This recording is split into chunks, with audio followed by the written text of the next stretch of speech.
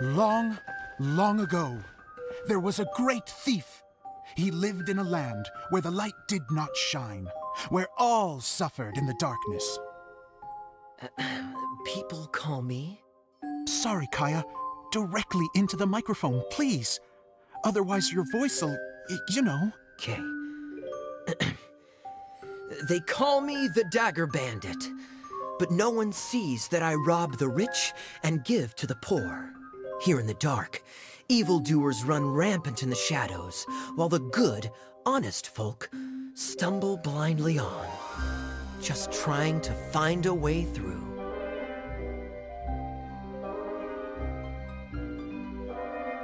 As the bandit brooded, suddenly the world was inexplicably changed as a single star appeared on the horizon and flew across the sky. Traveler, stomp on that movement mechanism in front of you.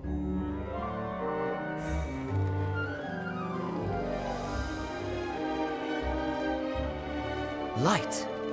A brief flash, yet enough to illuminate the world.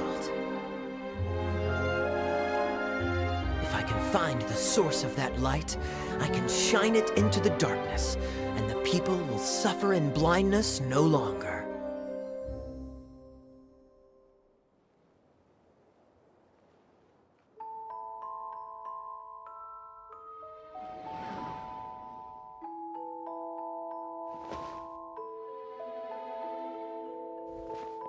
Without a moment to spare, he set off to follow the star's course. All the while, the star kept moving through the sky.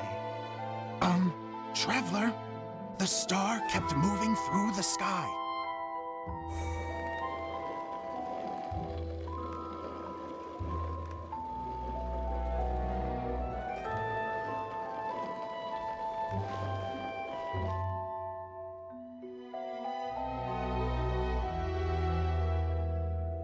Looks like I have to go through the desert.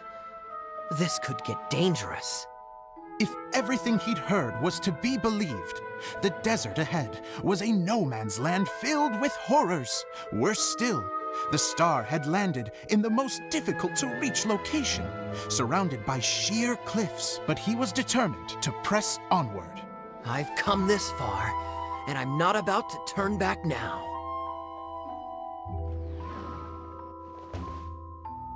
The Dagger Bandit trekked deep into the desert wasteland. Yet when he finally arrived at his destination, he found not a fallen star, but a young girl, dressed in white. How strange.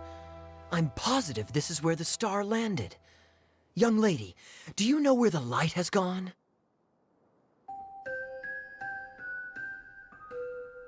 The girl replied, Traveler from afar, the light you seek is only a bottled flame. But the flame has now died, and its light is long gone. A bottled flame?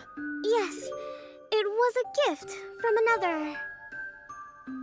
And so, the girl began to tell the story of how the bottle came into her possession. The girl hailed from a kingdom that sat atop the waterfalls. But when the reigning dynasty fell and a new one seized power, she and her people fled for their lives. A thick fog began to fill the air as she made her way through the forest, and dense thickets tried to block her path. There is a mechanism down there that you can press to retract the thicket board below the stage.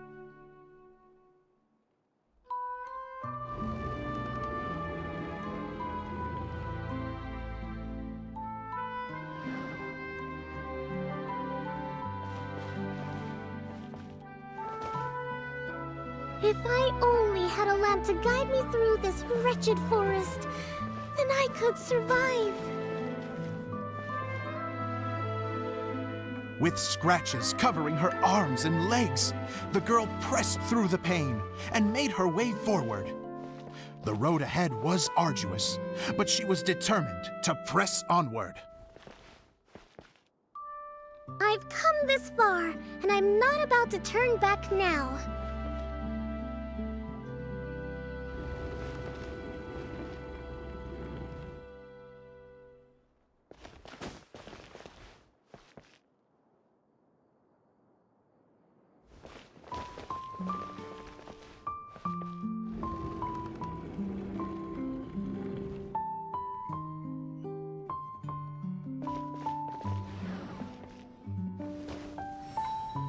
But just as she was drawing near her destination, a huge stretch of thorns and brambles suddenly came into view.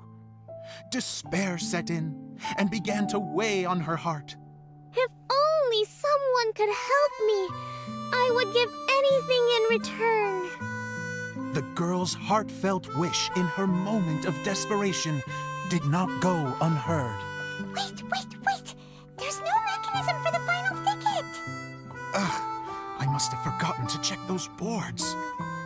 According to the story, those thickets should be gone from the stage now, right? Yes, total oversight on my part. What a pain. I can help! Traveler, catch!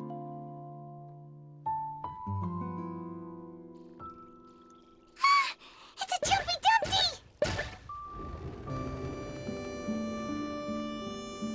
The girl's heartfelt wish did not go unheard, for a Jumpy Dumpty, who was passing by, helped to clear a path for her. Oh, thank you, Jumpy Dumpty. And so the girl continued her journey deeper into the forest. But what she found there was not a lamp, but a mage glowing with fire. So, just to clarify, it was supposed to be the mage who helped burn a path through the thicket. Save it for the end, man! The mage took pity on the girl and handed her a bottle. Then, the mage began to tell the story of how the bottle came into her possession. The fiery mage had an adventurous spirit and enjoyed taking long journeys. On one such journey, while taking rest in an oasis, she found a beautiful bottle by a crescent-shaped lake. Klee, quick! Get in the light! Coming! She was an extraordinary mage with the power to grant people their wishes. She turned the bottle into a thing of equally extraordinary power. But the only place that it could make wishes come true was inside of the bottle. Oh me! Oh my! Look at this wonderful bottle of mine! It could make a fine toy! But better still, a sojourner's home! The fiery mage blew into the bottle, allowing it to grant one single wish outside its glass walls. Oh, am I supposed to blow into it? Wow, it lit up! A flame was kindled within the bottle, and it began to glow a fiery red, just like the mage herself.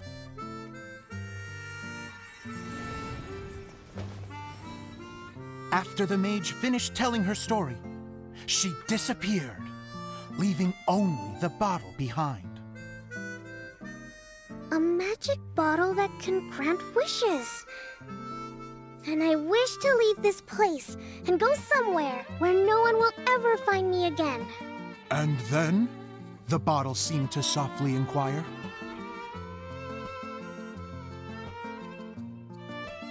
I don't know. The flame in the bottle faded as the girl's single wish was granted, and she found herself in the middle of the desert, far away, where no one could ever find her.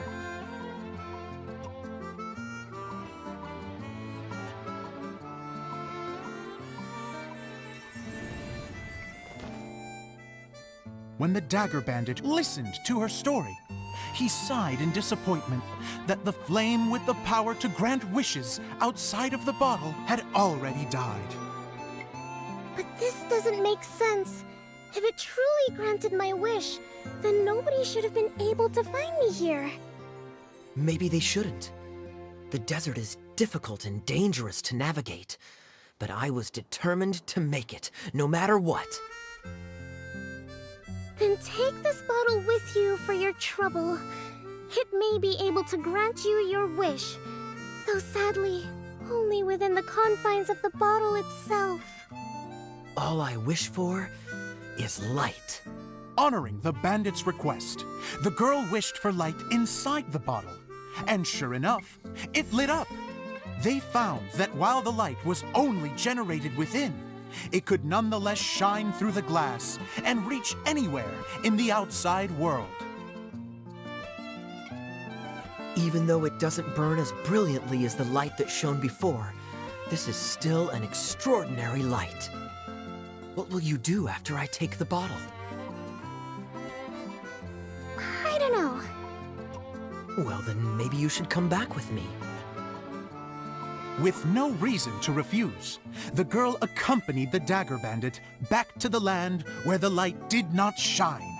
They brought light to that place, and the darkness was dispersed, and they lived happily ever after.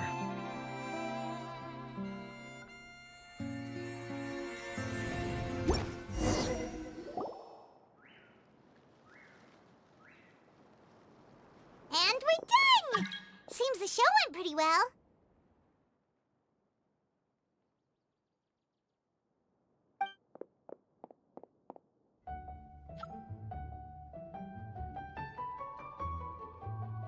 Mr. Honorary Knight! Didn't I do great? I felt like I really was the fiery mage!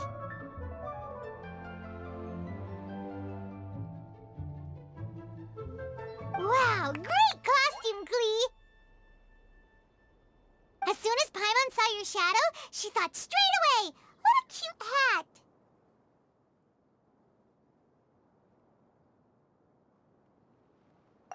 Glee loves it! Thanks, Mr. Zosimos!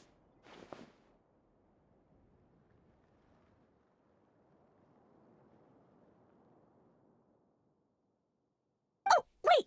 No, I mean, Mr. Director. Mr. Director?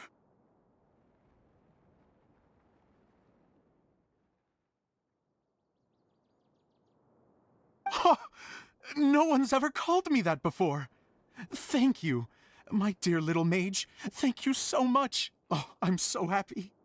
Miss Adia said that she tailored it a little bit so it would fit me, but you were the one who designed and made it. You're amazing. Yeah, that's amazing.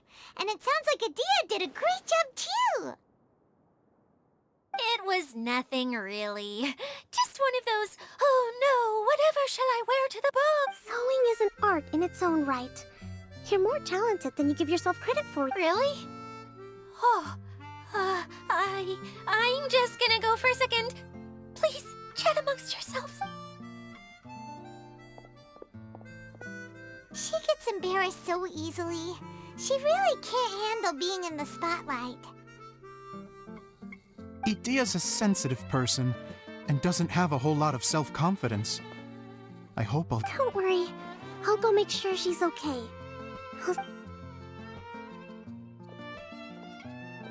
So, what did you all think of the play? Any thoughts? Huh?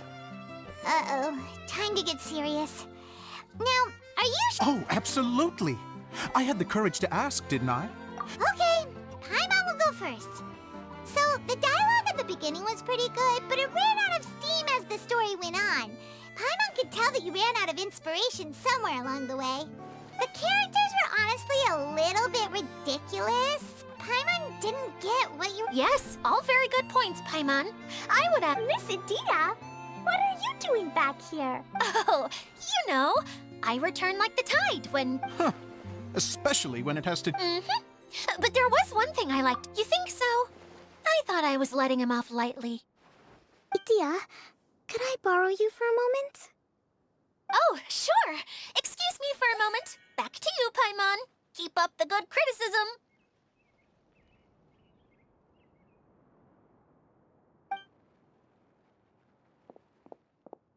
Okay, in that case, Paimon did have one other complaint. Let's hear it. Taking criticism on the chin is all part of being a director.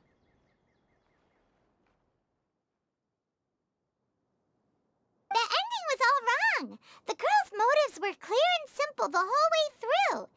It was kind of jarring when all she had to say was, I don't know. And doesn't anyone else find it weird how her whole community was on the run, but she was only looking out for her... I'm fine.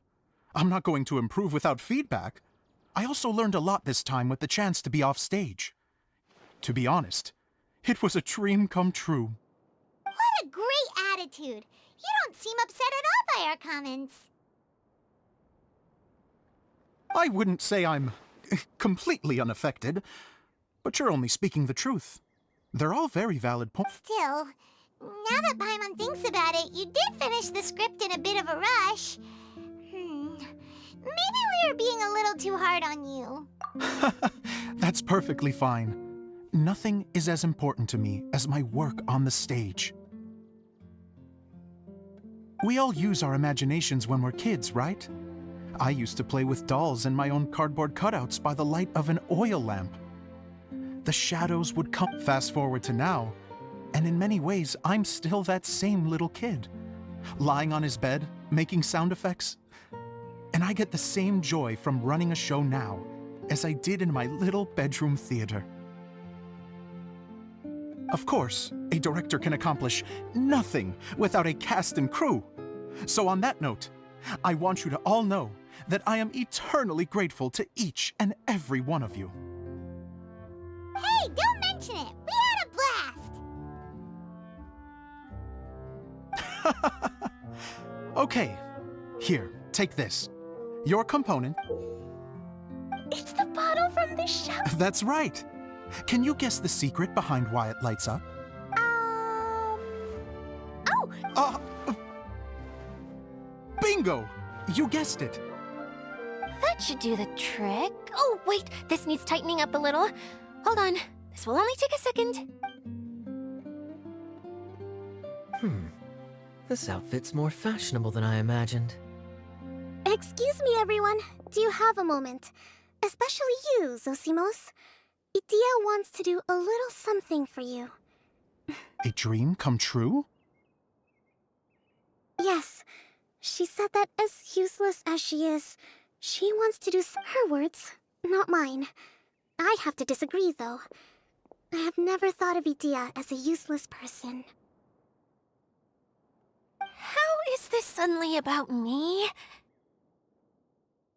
If everybody is ready, then I'd like to invite tonight's male lead to take the stage. Ta-da!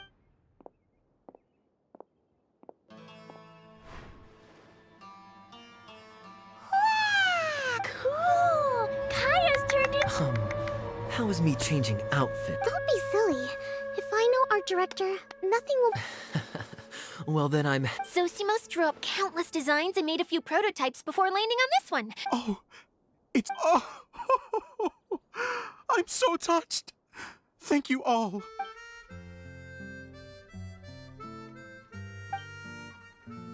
How are you doing?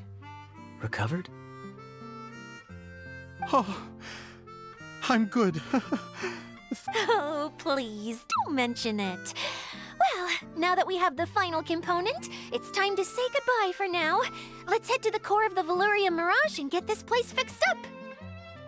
Can I keep wearing my costume? Please do, by all means. Both of you can... Yay! Kaya, keep wearing yours too. It looks amazing. I agree with our mage. I'm sure it's not every day you get to play such an unforgettable character. Sure. I think I can be a bandit for a little longer. Bye-bye, Mr. Director. Take care, my dear friends.